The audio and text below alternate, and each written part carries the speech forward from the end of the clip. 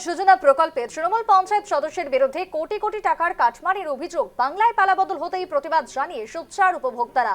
মালদার ইংলিশ বাজার ব্লক দপ্তরের সামনে বিক্ষোভ প্রদর্শন।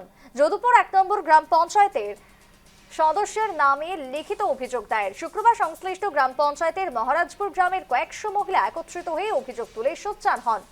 তাদের অভিযোগ, স্থানীয় তৃণমূলের সদস্য আইজুল শেখ ঘর দেওয়ার নাম করে 20,000 টাকা করে নিয়েছে। আর তারই প্রতিবাদে তারা আজকে বিডিওর কাছে লিখিত অভিযোগ দায়ের করলেন। তবে এই বিষয়ে এখনো পর্যন্ত কোনো মন্তব্য পাওয়া যায়নি অভিযুক্ত তৃণমূল পঞ্চায়েত সদস্যের।